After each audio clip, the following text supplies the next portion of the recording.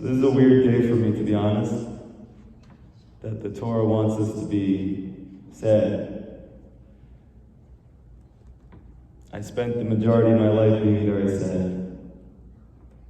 And for anybody who's been through anything in their life, the thing itself that you've been through is the last thing that you want to do.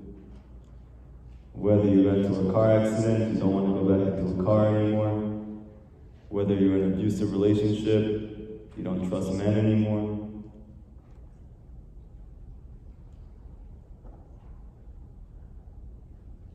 Whether you had a drug overdose, you're scared to be near anybody who does it or has done it.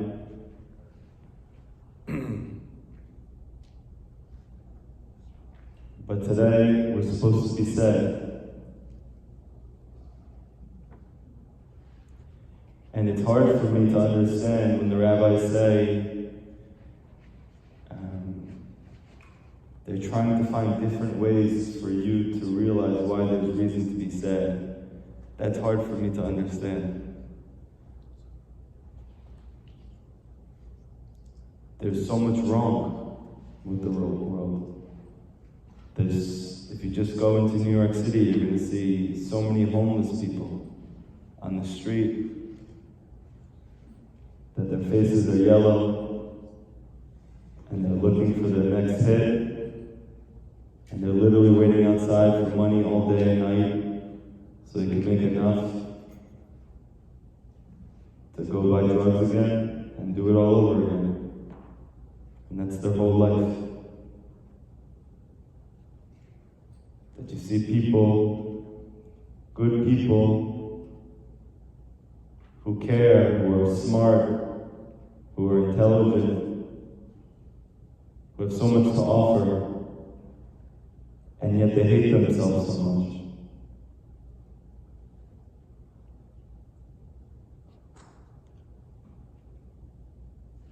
I don't know how you can not have a reason to be sad, not have a reason to cry. Maybe it's just because I do Gibodedut every day, so I'm constantly thinking about the world and what's lacking with the world and with myself. And maybe this is why Rabbi Nachman says we should do it every day. But there's so many people who are struggling, so many people who are suffering.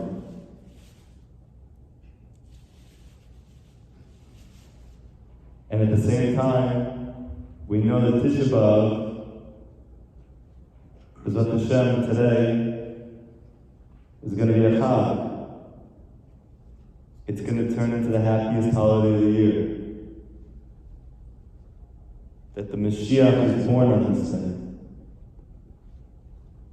So we have to understand, how can it be that the saddest day of the year, the most traumatic day of the year, the scariest day, the most painful day, is the day that the Redeemer is born.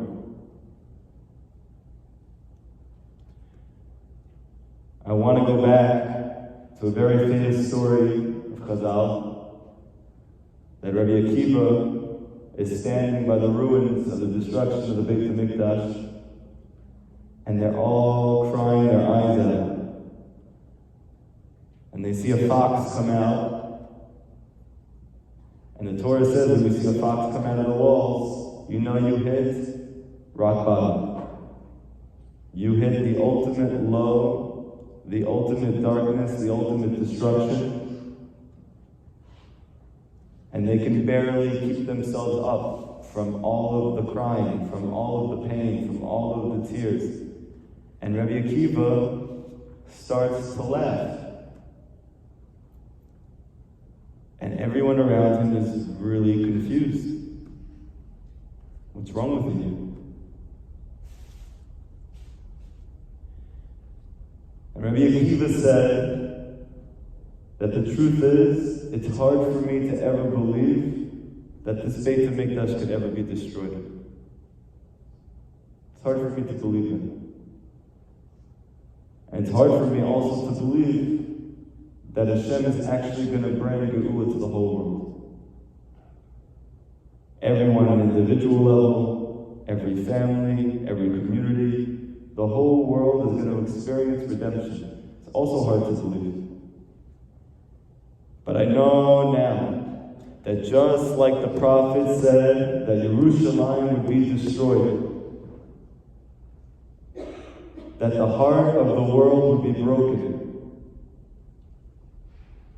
They also said that Hashem is going to bring redemption to the world. And now that I saw that the heart has been broken,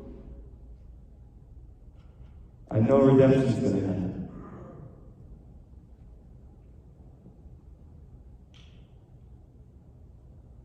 Rabbi Nachman has a very famous saying that's quoted quite often, and it's actually pretty hard to understand if you think about it. If you believe that you can destroy, if you believe that you can ruin, if you believe that you can break in your life, you must believe you can fix. You must believe you can repair. You must believe you can heal. Why should one necessitate the other? Why? Because I believe I can break, now I believe I can fix. It's a beautiful saying.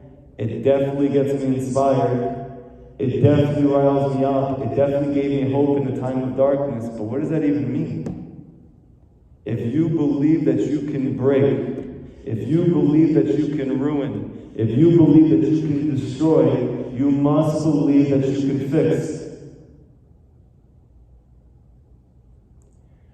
When I was in my parents' house over the COVID virus, my mother, she planted a garden. And in the garden there's a worm there. She never seen this worm before, but it was an interesting worm. It had all these black spots. It was a disgusting worm. And my mom is very interested in the world, in creatures, in the garden, in life outside. She knows I like that stuff too. So she looked it up, and she saw that these were very rare worms. That these disgusting black worms with the spots, they actually metamorphosize and they transform into the most beautiful butterflies in the world. With wings, and beauty, and grace, and joy. And what is the shift? What takes a person from being broken and black like this worm to becoming a butterfly, to becoming something that has wings, that can fly, that causes the whole world to be happy? The answer is the cocoon. What happens to that worm? That worm goes into a cocoon. Now on the outside, you have no idea what's going on with that worm, because the cocoon surrounds it. It's fully encompassed by the cocoon. But science now knows that what's happening in that cocoon is the most intense form of death. That inside that cocoon, that worm is dying the greatest death, is suffering the most tremendous suffering, but you can't see it because it's going inside of the cocoon. And at the moment that is about to die and to be extinguished from the world, and nobody even got to see it suffering, it turns into a flying, beautiful life force with wings that it never had before, with a beauty it never had before. And what was it that caused one to the other? It died. We know that Yitzchak Avinu, that the Arizal says, why is his name Yitzchak? Because if you flip the letters around, it says Ketz Chai, the end of life. And yet, we know Yitzchak means laughter. So which one is it? Are you dying? Or is it funny? Are you disintegrating? Or is this a cause of joy? The answer is that Yitzchak couldn't get married because Kabbalah explains that he had a female soul his whole life. And in order to get married, he'd have to acquire a male soul so that he could marry a female. The Akedah Yitzchak happened. He came to Abraham, his father, and he gave up his life. And even though the simple understanding is that he survived, and his father did not shech his son. On the soul level, according to Kabbalah, he did die. And that's why his name is Yitzchak, Ketz Chai. He passed away that day. But at the very moment that he passed away, he was reborn with a new soul. And he gave birth to Yaakov. He gave birth to the Jewish people. He gave birth to Geula, to redemption. We are all terrified of dying. We are all terrified of pain. Rabbi Nachman says a person who doesn't want to feel a little bit of pain ends up feeling a lot of pain.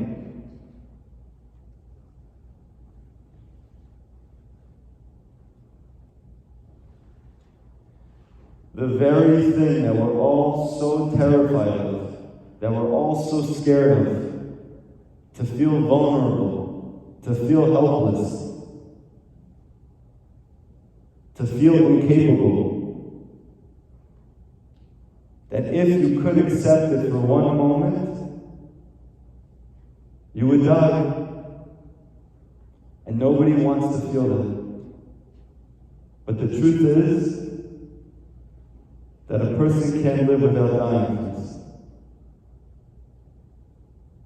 A person cannot experience life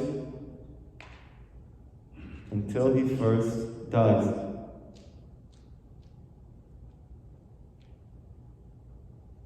Every single day we say, I go to sleep crying and I wake up singing. And we think to ourselves, beautiful, I went through a difficult moment in my life and Hashem flipped it and He made it happy. Or there was nighttime, there was darkness, and there was light. Okay, great, Hashem put us into darkness, and now we have joy. And the Torah is teaching something so much deeper, so much more powerful, so much more beautiful. It is the night that gives birth to light. It is the brokenness that gives birth to rebuilding.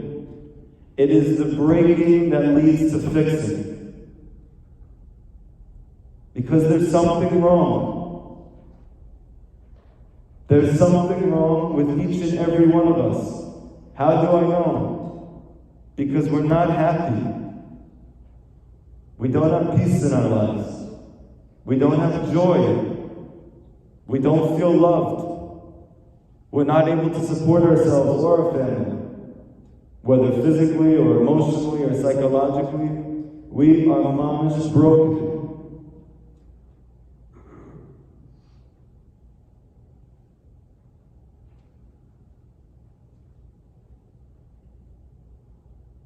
And we don't want to break all the way. Because God forbid if we do, we'll die.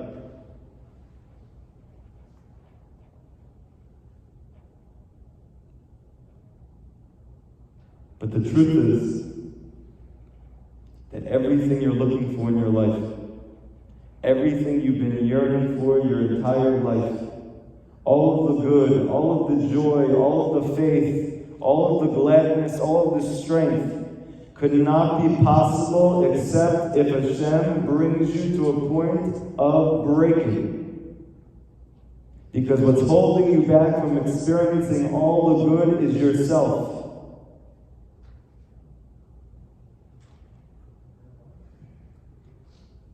My whole life I wanted to bring peace to the world.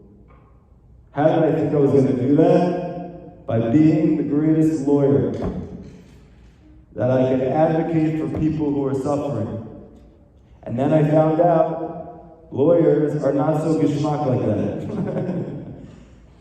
It was just a TV show that I watched when I was a kid. So what did I want to do? I wanted to be a doctor. But then I found out that doctors primarily want to make a lot of money. So I wanted to be a psychologist. And I found out that apparently psychologists also don't have the best interest of their clients. Because they also make a lot of money when they make new pharmaceutical drugs. And it's in their best interest to give them to you. And they don't believe you're strong. They believe you're weak. And then I found out that there is a profession that is the lowest paying profession that believes in advocating for every single person because he's strong, because he's powerful, because he has strength, because he has potential. He just is through difficult circumstances. I said, oh my gosh, there's a profession like this. It's called social work. And I told my parents, I want to be a social worker. They said to me, David, how much do they make? I said, I don't know, I didn't even see a number. They said, maybe you should rethink the profession you want to go into. But I said, no, I want to bring peace to the world. These people want to advocate for the oppressed, for the lowly, for the sick, for the poor, for the struggling, for the orphans, for the widows. I've wanted to do this my whole life. There's an actual job like this.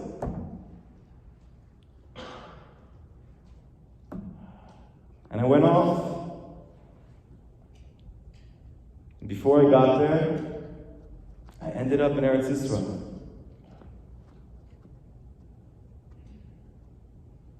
And I'm going to fast forward a little bit. And Hashem woke me up to a gigantic realization. That the way to peace is through truth. And there is no truth besides the Torah. And therefore, if I'm ever going to bring peace to anyone, including myself, I'm going to have to learn the truth. And I'm going to have to teach the truth. So I left my low-paying job for an even lower-paying job. To the dismay of everybody around me, for good reason.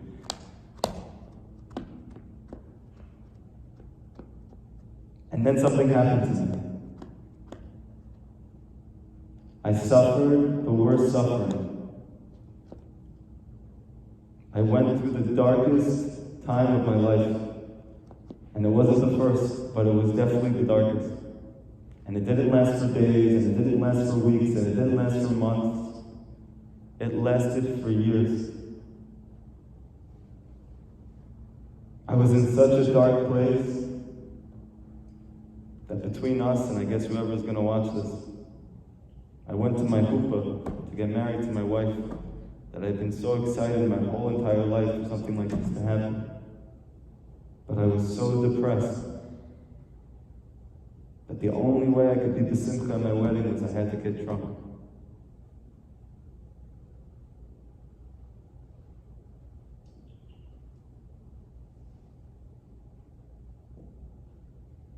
And I just deteriorated more and more and more.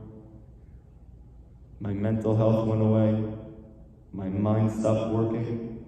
Every time I went to speak, I couldn't speak words because I couldn't think normal thoughts. And words weren't coming out of my mouth. And I went to this doctor, and that doctor, and this doctor, and that doctor. And nobody had any answers for me. And I said, Hashem, I don't understand. I'm a good person. Why are you doing this to me?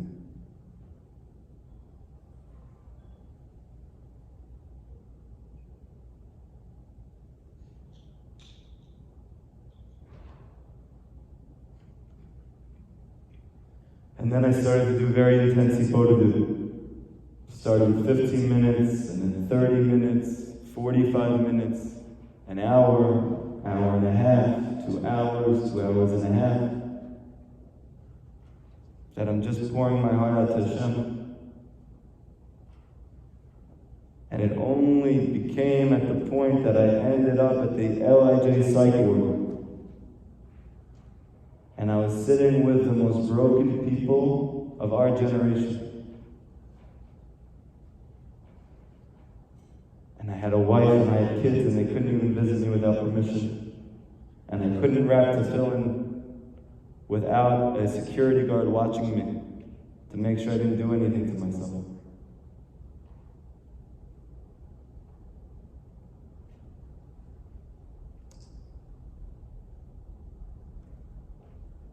Those 2 months that I was there, I died.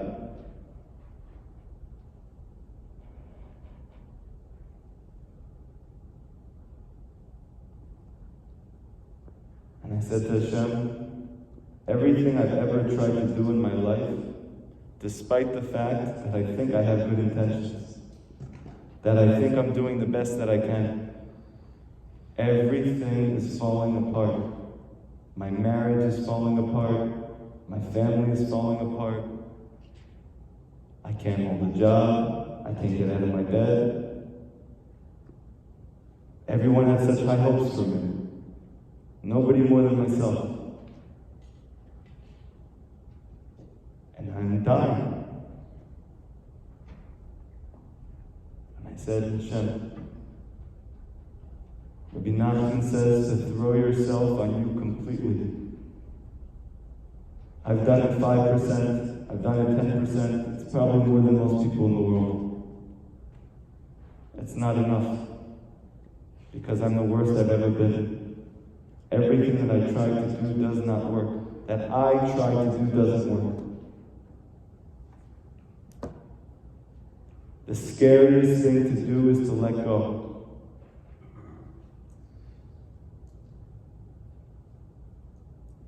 And to let Hashem build your life back up again. But I had no choice.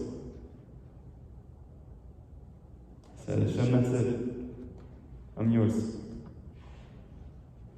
From now on, it's on you.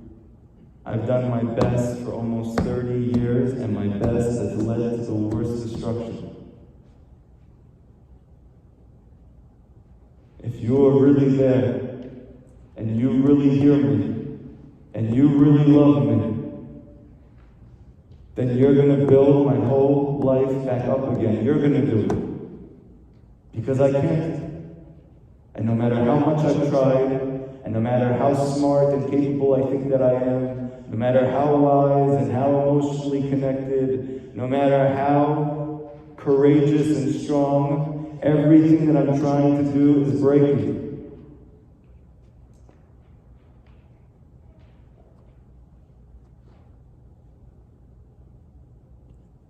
Now, I died. You need to bring me back to life. And if you do, I will spend the rest of my life doing everything I can to do the same for them.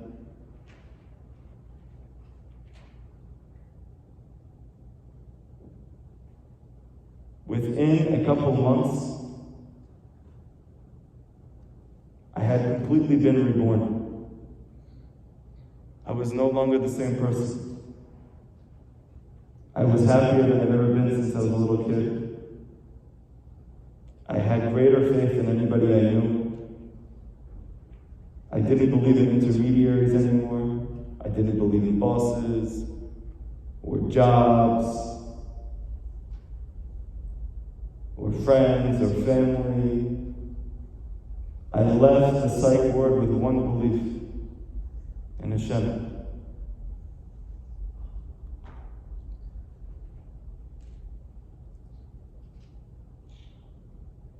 It's been a few years since then, Hashem. This is all because I died. Anyone who's ever gotten anything from me, who's felt any sort of happiness or hope or joy, feeling that things can get better, you're all benefiting from Kate's Chai, from the fact that I died.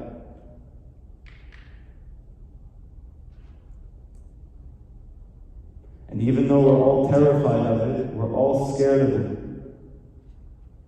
if we can let that part of ourselves go, the part of you that's trying to control your life, the part of you that's trying to fix and to heal your broken heart, and you can give it over to the only one who can, then for the first time in your whole life, you're going to feel what it's like to be alive. Because the tzaddik tichya and the tzaddik lives with his faith. The tzaddik lives with his faith. There is no life besides faith. A person who's alive and he doesn't have faith in Hashem, that Hashem can do everything for him, can make him his money, can get him married, can keep him married, can repair his relationships, can fix his health, can turn his darkness into light, then he's not alive.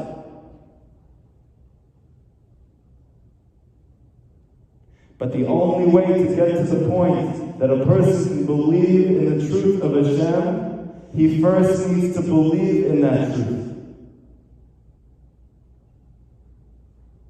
Notice who was the one who's laughing. It was Rabbi Akiva. How is he different than his friends, his brothers, the greatest tzaddikim who ever lived? His father was a convert. He was an atheist, told. He hated rabbis. He hated religion. He hated Judaism. He was broken.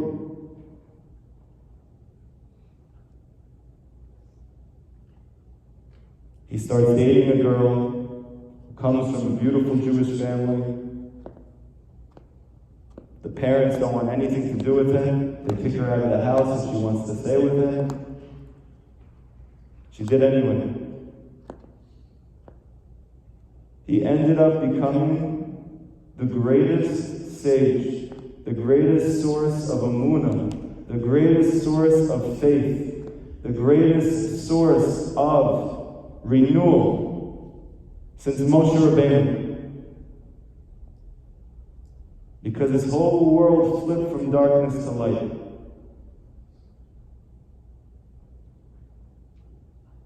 It says that David has no life.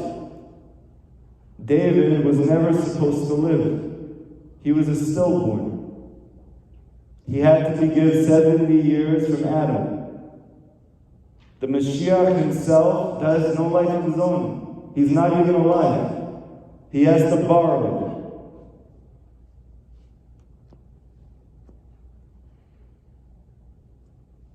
Many people think the Mashiach is going to come, he's going to be strong, he's going to be valiant, he's going to be powerful, he's going to know everything, he's going to be everything. But the sages say not like that. The sages say he's going to be so sick, and he's going to be with all the people in the world who are the sickest. And he's going to be helping them heal as he himself is healing. That he is a Mitzvah, that he's a leper. He's poor and he's broken and he's coming on a slow-moving donkey.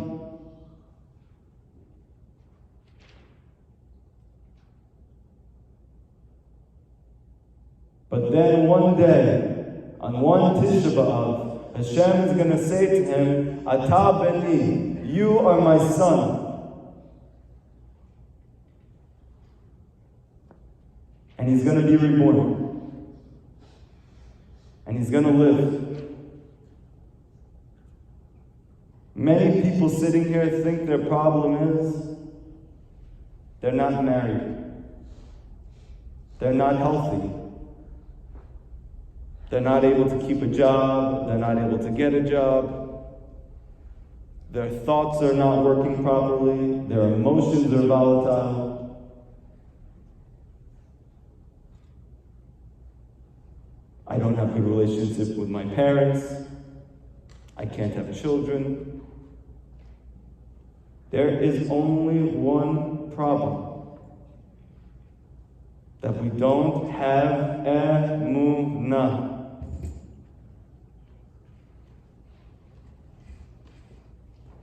Why does a person want to get married? They think it's going to make them feel whole. It's going to make them feel happy. What happens to that person after he gets married? He gets a rude awakening. That his partner doesn't make him feel whole. His partner doesn't make him feel perfect. His partner makes him feel lacking. His partner makes him feel tremendously incapable. Why is Hashem doing that to us? Because He wants that self that you have, that you're holding on so dearly, to disintegrate, to go into a cocoon and to expel.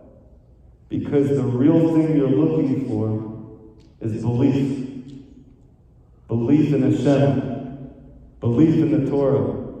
Belief in tzaddikim. Belief in yourself. You think that you are angry and depressed because nobody around you supports you. Do you know why you're angry and depressed? Because you don't believe in yourself.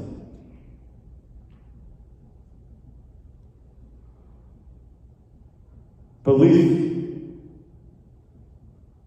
But emunah comes only in the night. It only comes in the darkness.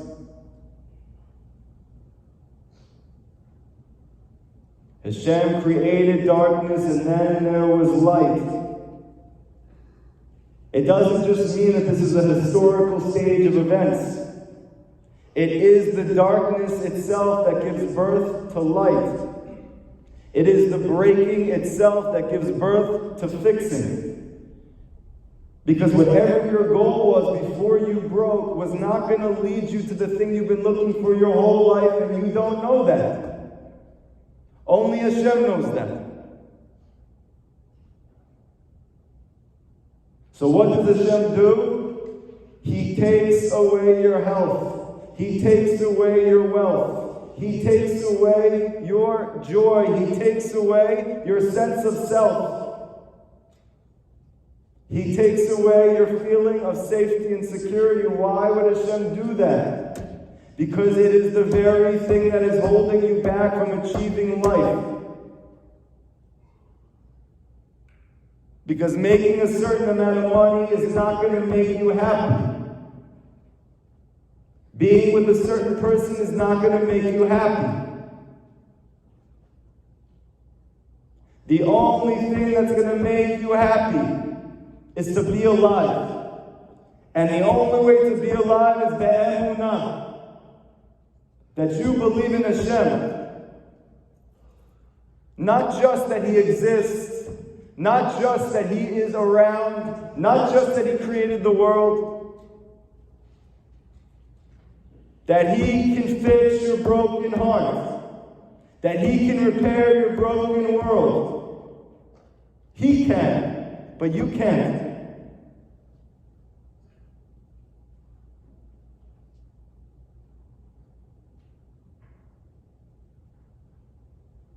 These people who we celebrated in Torah, Yosef, David, Moshe,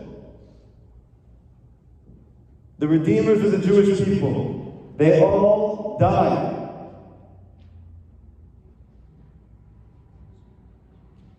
And only then they started to live.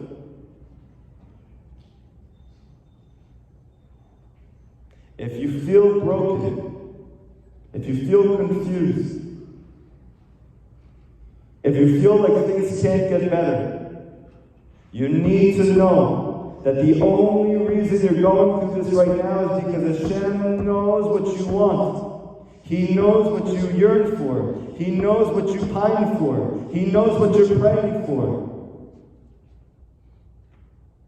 He knows you want to feel alive, that you want to feel joy, that you want to feel fearless, that you want to feel courageous, that you want to feel strong and capable. But you can't do that the way that you are now. The Beit HaMikdash has to break first. It has to destroy first. Your sense of self has to be extinguished. And at the very moment that you think that you're done, that you will not have another day or another moment in this world, you will come back to life. And not as your old self. Not as Abraham or as Sarah or as Rivka or as Yitzi or Yaakov. Not as Uriel or Benjamin or Pinchas or Paltiel. That part of you will die. But you're going to come back with wings. You couldn't fly before.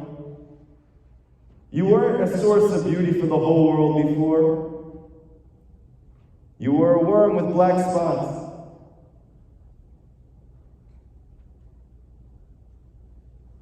Beautiful people don't just happen. Beautiful people don't just happen.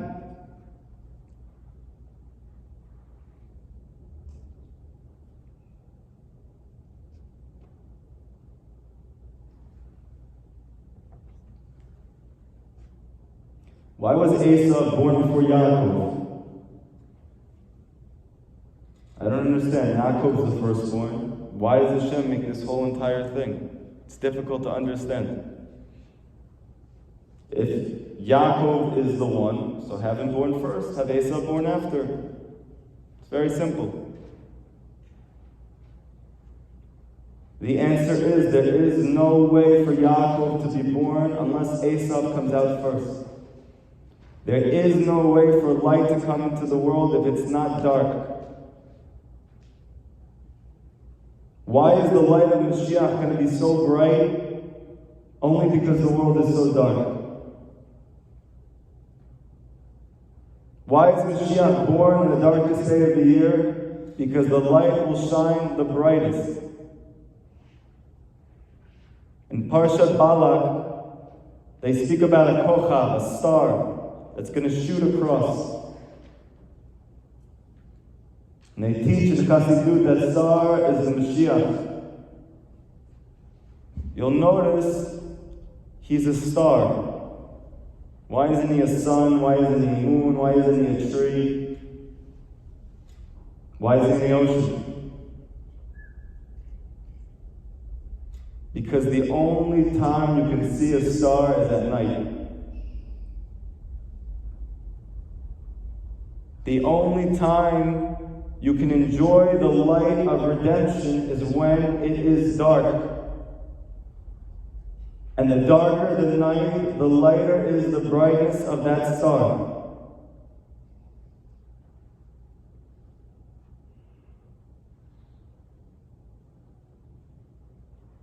You know, when you go to college, you have to have certain prerequisites. You need to have this, you need to have that. If not, you can't come in. What is the prerequisite to light? It's darkness. What is the prerequisite to healing? It's sickness. How can a person heal if he's not sick?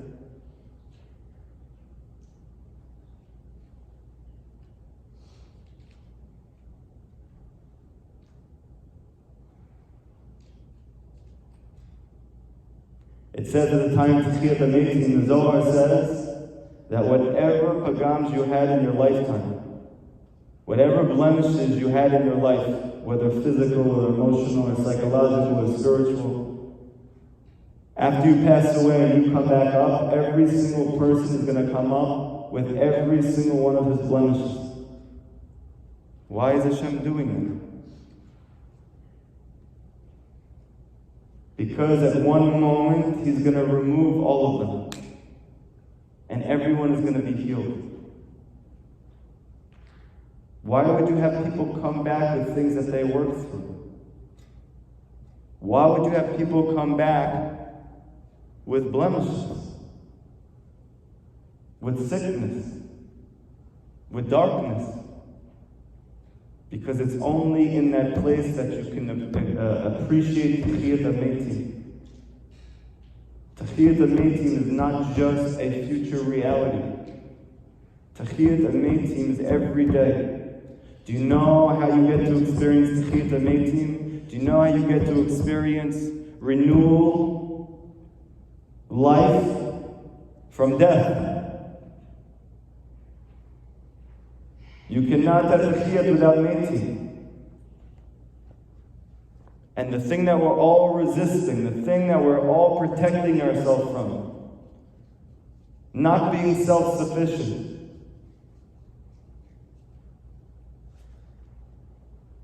I don't want anyone to know I'm not perfect. I don't want anyone around me to know that I'm broken. And everyone is sitting in their room privately alone, feeling broken and not letting their neighbor know they're also broken.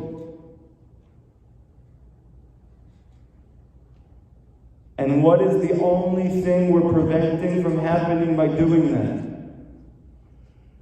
Techiyat HaMeitim.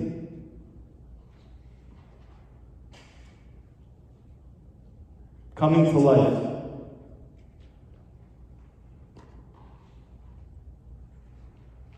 This is the day of the birth of the Mashiach.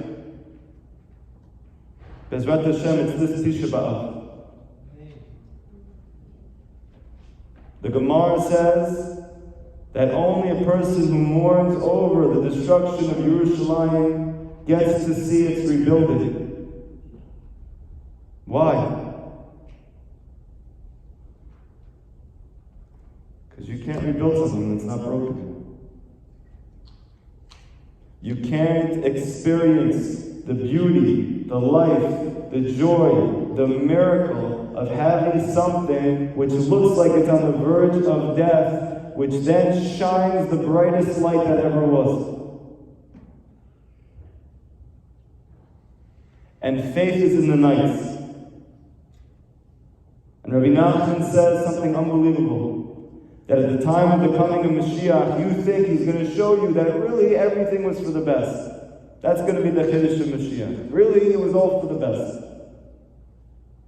Rabbi Nachman says, that's not it. Mashiach is going to show you that at the lowest point of your life, when you felt the most broken, the most confused, the darkest, you were the highest you ever were. That when the Jewish people were oppressed and mitigated, and we were in exile, and we were through pogroms and Spanish Inquisition and Holocaust, and we thought we were at the worst we had ever been, that the Mashiach is going to show you it was the highest that you ever were.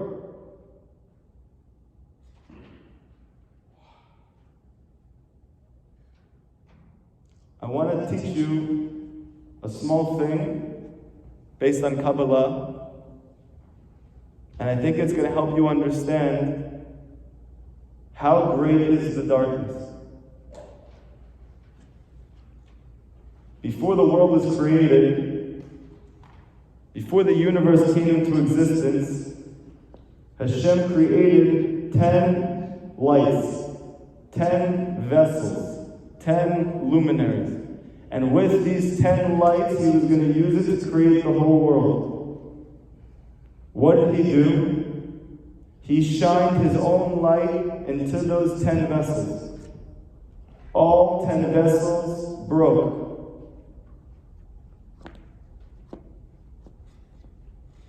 Why did Hashem create the Jewish people? To rebuild those shattered vessels. To find those broken shards of godliness and return them back to its source. But I want to teach you something incredible. Do you know that the root of the vessels that broke is higher than the lights themselves? That the light that shined into those vessels that broke are rooted in a lower place than the vessels that broke themselves. That these broken vessels actually come from a higher place than the lights themselves. And it's for this reason alone that they can rebuild. And that's an even greater light.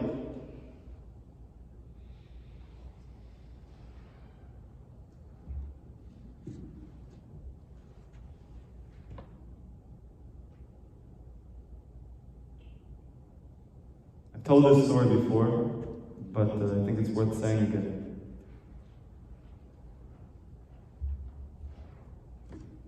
In the midst of this darkness that I told you about a little bit, I was sitting in front of the Hanukkah candle, and I prayed to Hashem. Rabbi Nachman says on the first night of Hanukkah, every Jewish man and woman has the ability to achieve a supernatural miracle if he could sit in front of that Hanukkah light and pray from such a genuine place that it brings himself to tears. And I did. And I said, Hashem, I don't even need you to help me, because you're not doing it. I just need you to show me that you're with me and I can continue. If you show me you're with me, I will never give up. But you have to show me. How much can a person do this? Every single day, believing, believing, believing, and things not working.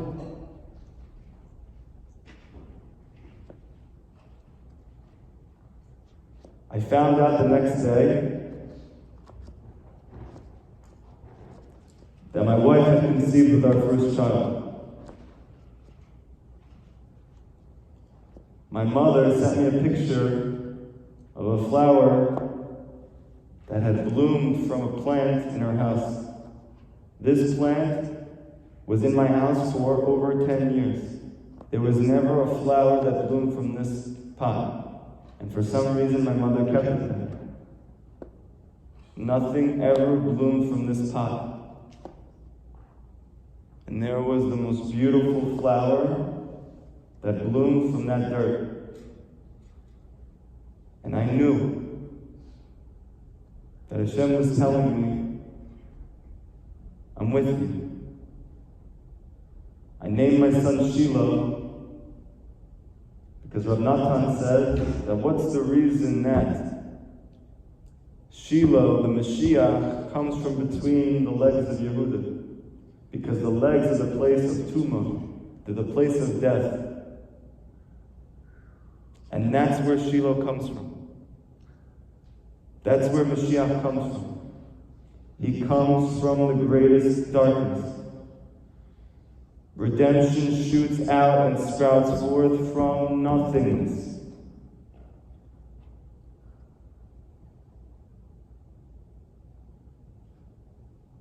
The Beit HaMikdash is not just a physical building.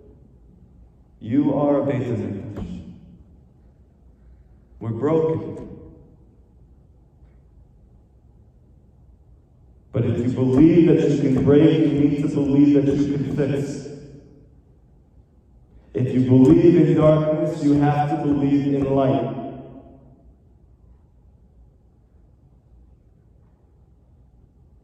Because the redemption is given birth to from the destruction itself.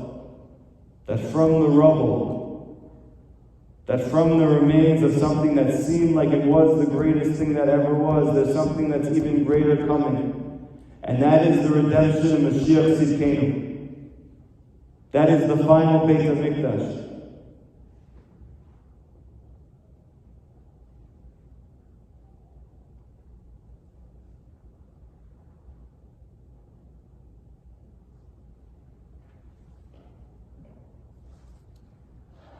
I want everybody to know something, and I want you to take this to your heart.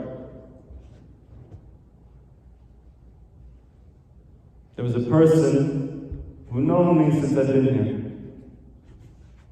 He didn't even know everything that I've been through, but he knew a little bit. Very little. And about 2 years ago, as I was getting smicha, he came up to me and he said, David, can you imagine if you ever gave up? Can you imagine if you ever gave up? And he didn't even know what he was saying. He thought he meant like in yeshiva, if I just like stopped trying to learn Hebrew.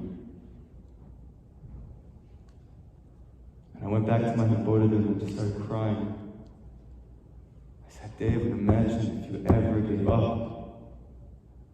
You had a reason for 20 years of your life to give up, and you never gave up. Every single day you got up and you started over again.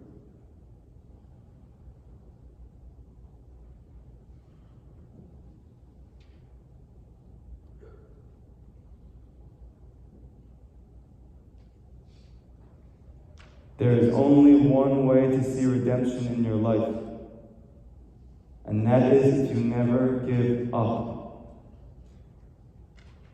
If you never give up, if you wake up tomorrow and you start over again, and even if the day is brutal, and even if nothing goes the way you want it to, and even if it seems like everything is breaking more and more, don't give up. Go to sleep and start over again. And try again. We are not going to know until the coming of Mashiach why we had to go through all these things. But I guarantee you that what you thought were your weakest moments, that what you thought was your greatest ineptitude, was the strongest moment of your life.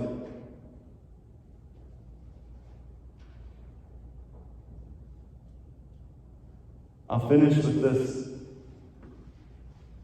Moshe Rabbeinu, when he received the Torah, he got to see everything from the beginning until the end.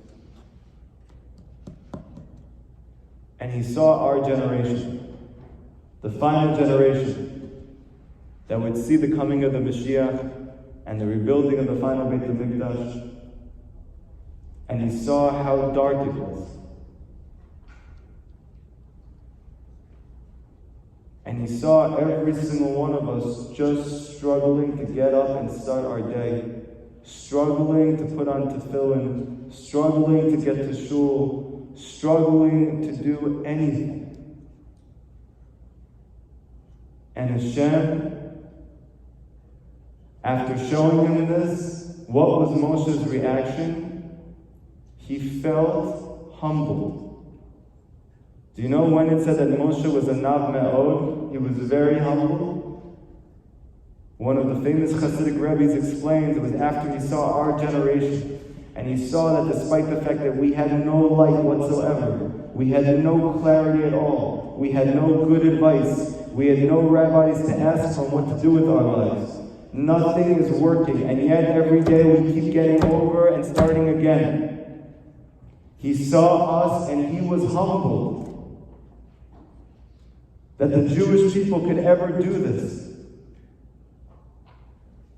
We think we are the weakest.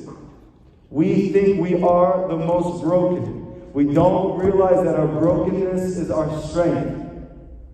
We don't realize that our darkness is our light. But the only way to see that is to throw yourself on Hashem completely. Hashem, I haven't been able to get off drugs for years. I stopped for a few years and I'm back on now. I stopped for a few years and I'm on now more than I've ever been. I can't get off. But you can.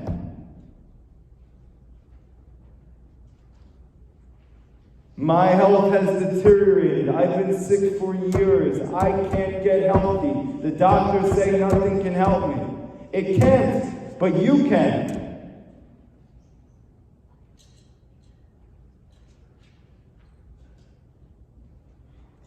Every single person here is broken. If you weren't, we'd have redemption.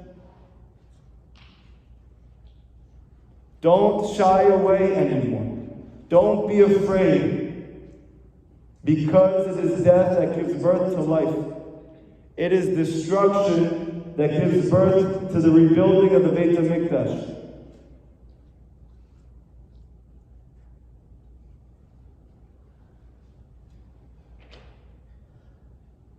The chidush of life is not to give up. Every other group of people has faded away into oblivion. No other group of people has had more reason over the course of history to give up. My grandfather was in the camps. His parents were slaughtered. His brothers and sisters were killed. His friends were murdered in front of him, and he was forced to bury them.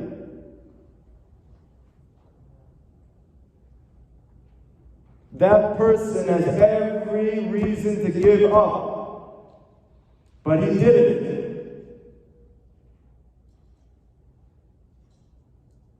The survivors of the Holocaust are almost gone. What do they tell you? Never forget. Never forget.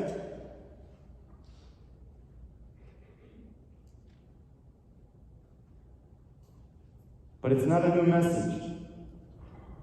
Rabbi Nachman says, you know what the whole exile of this world is? Forgetting. You know what redemption is? Remembering. What are you remembering? Ein od milvado. There is nothing else besides Hashem. Hashem's light fills the whole world. Hashem is everywhere and He surrounds everything. There is no place that He's not. Hashem brings sickness and Hashem brings healing. Hashem brings death and Hashem brings life. It's not your boss. It's not your doctors. It's not your diet. It's all Hashem.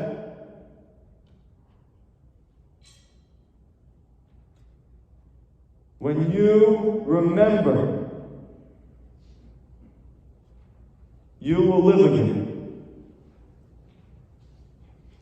I give all of us a blessing here that mamish, the destruction and the Churban ends. Because I can't cry anymore for all of us. I don't have koach. Ainli koach. I can't do this every day.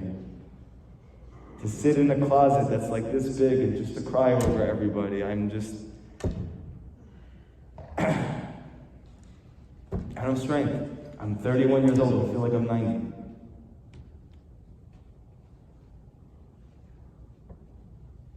Do me a favor. Let's do this together. The redemption is going to come when we come together, when we are one, when we stop pretending that we're self-sufficient when we're not, when we stop pretending that the American dream is a dream at all.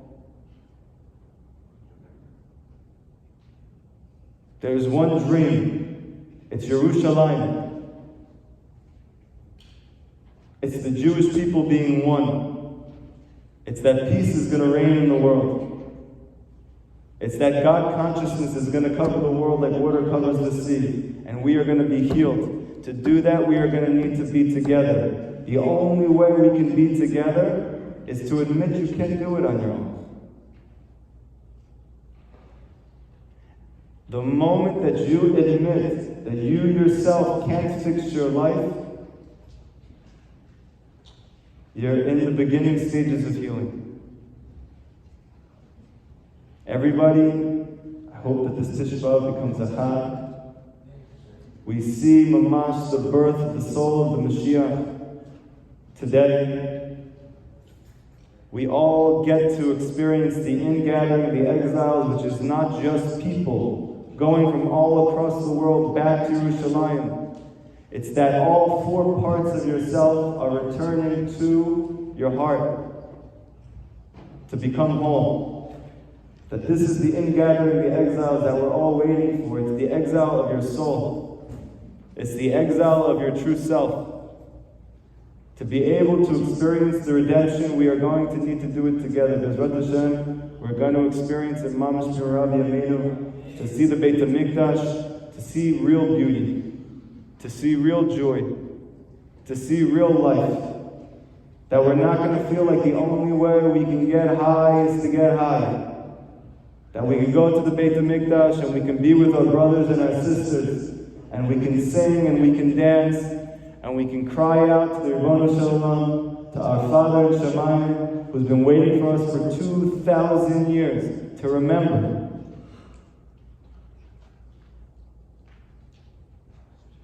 And then we'll see how all the darkness is really light. And then we'll see how the illness itself was what healed us. Thank you so much, guys.